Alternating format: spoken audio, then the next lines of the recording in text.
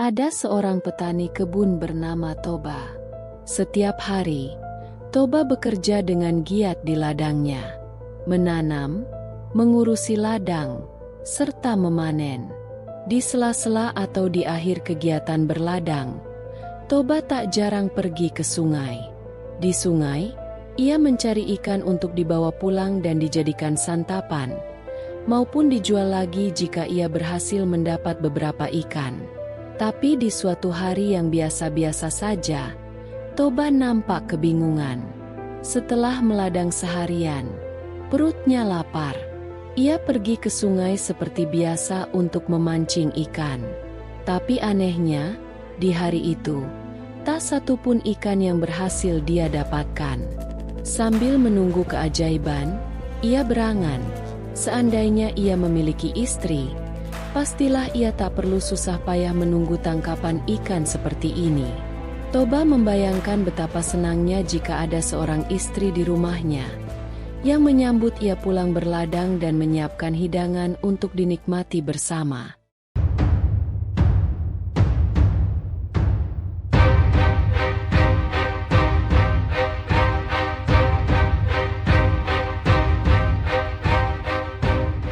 Toba membayangkan betapa senangnya jika ada seorang istri di rumahnya yang menyambut ia pulang berladang dan menyiapkan hidangan untuk dinikmati bersama. Lalu kail yang tadinya bergeming tiba-tiba bergoyang. Toba pun kaget. Ia buru-buru menarik pancingnya. Seekor ikan mas yang besar terangkut di kailnya. Wah! Toba belum pernah melihat ikan sebesar itu di sungai yang selama ini biasa ia datangi. Ia segera membawa ikan tersebut pulang ke rumahnya. Sepanjang perjalanan pulang, Toba kegirangan. Ia membayangkan betapa nikmatnya santapannya hari itu. Seekor ikan besar siap diolah menjadi makanan yang lezat. Setibanya di rumah, Toba bergegas untuk siap-siap memasak. Ia menyimpan ikan tangkapannya baik-baik di dapur sementara dia mempersiapkan hal lainnya. Namun betapa terkejutnya Toba ketika ia kembali ke dapur, ikannya sudah tidak ada. Lebih mengejutkan lagi ketika ada sosok seorang perempuan yang begitu menawan. Perempuan itu berterima kasih pada Toba. Masih terkejut, Toba berusaha bertanya siapa perempuan itu dan mengapa ia ada di rumahnya. Perempuan itu mengaku bahwa dirinya adalah seorang putri yang dikutuk dewa menjadi seekor ikan yang diselamatkan dari sungai oleh Toba. Sang putri merasa berhutang budi pada Toba.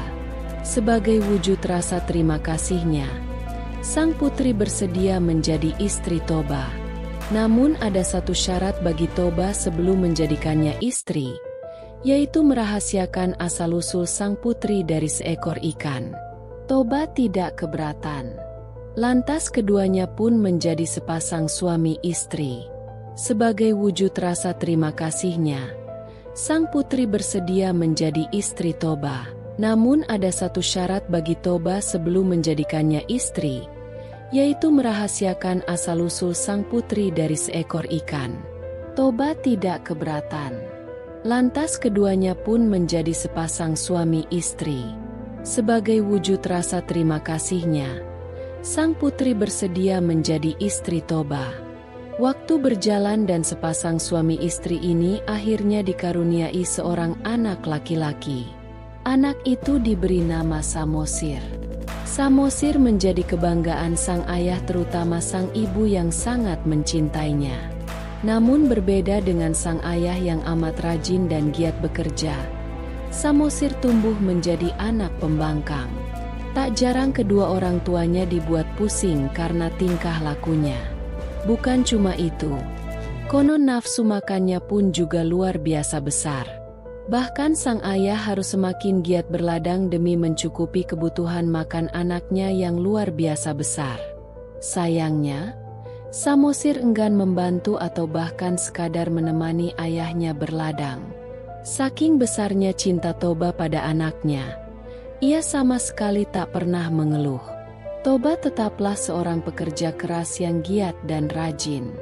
Setiap hari ia pergi ke ladang seharian demi membahagiakan keluarga kecilnya. Suatu hari, Samosir diminta bantuan oleh ibunya. Di tengah hari yang terik, sang ibu meminta tolong pada Samosir untuk mengantar makan siang ayahnya ke ladang. Tentu saja Samosir tak langsung menurutinya. Sambil bersungut-sungut, ia terpaksa mengiyakan permintaan ibunya. Sepanjang jalan ia tak berhenti mengeluh.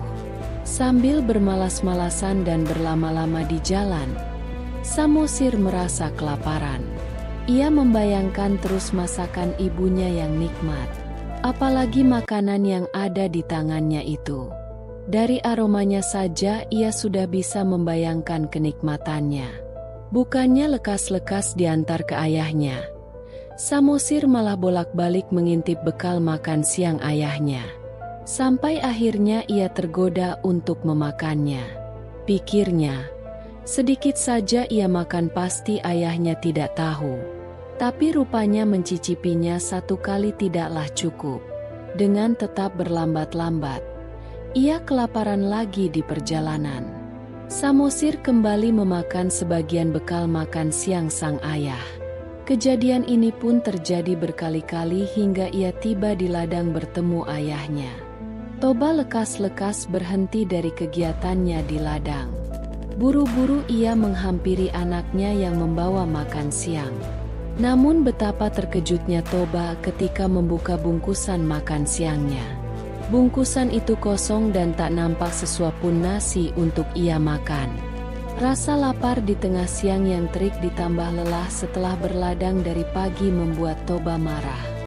Ia menghardik Samosir dengan mempertanyakan kemana makanan untuknya. Samosir mengaku bahwa dirinya tak kuasa menahan lapar di jalan. Aroma masakan ibunya yang begitu nikmat membuat ia ingin memakannya. Tanpa rasa bersalah dari kata-kata dan raut wajahnya, Samosir membuat ayahnya semakin marah. Kali ini, Toba benar-benar diamuk kecewa. Ia betul-betul emosi pada anaknya. Sumpah serapah keluar dari mulutnya. Ia menghardik Samosir sebagai anak yang tidak tahu diri dan tidak tahu diuntung. Amarahnya membuat Toba kelewat melontarkan umpatan pada Samosir. "Dasar anak ikan!" Begitu teriaknya pada Samosir. Samosir pun kaget. Toba makin memperjelas ucapannya bahwa Samosir memang anak dari perempuan yang dulunya seekor ikan. Rasa jengkel, kesal, dan luapan emosi Toba membuatnya tak sadar bahwa dia sudah mengingkari janjinya pada sang istri. "Dasar anak ikan!"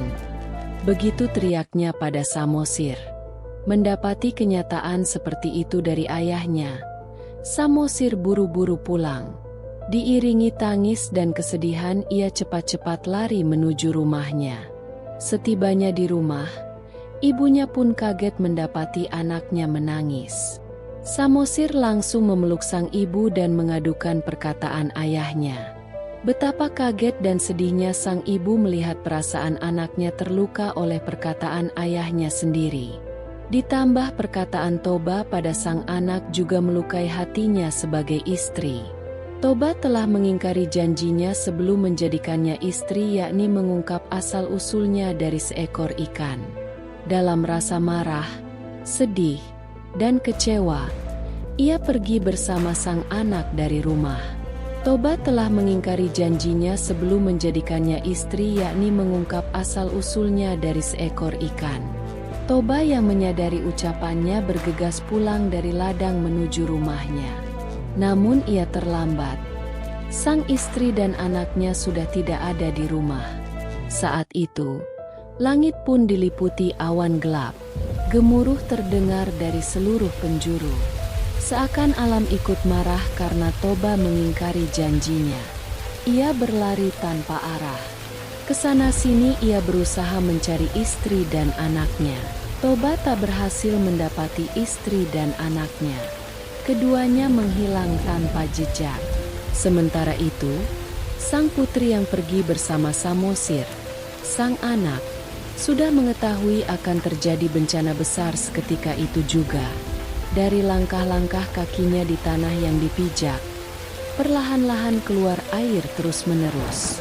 Sambil terus pergi menjauh, ia berusaha menyelamatkan sang anak. Ia menyuruh Samosir untuk pergi ke daratan paling tinggi di desa itu. Keduanya berpisah dalam rasa sedih yang teramat dalam. Sang putri terus berlari tapi air terus keluar dari tanah yang ia pijak hingga akhirnya memenuhi seluruh penjuru desa. Air tak terbendung lagi. Dengan cepat seluruh desa tenggelam. Sang putri kembali menjadi ikan. Saking besarnya luapan air, daratan luas tersebut berubah menjadi danau. Danau itulah yang kini kita kenal sebagai Danau Toba. Dataran tinggi yang berhasil menjadi tempat Samosir menyelamatkan diri lantas menjadi Pulau Samosir. Danau itulah yang kini kita kenal sebagai Danau Toba.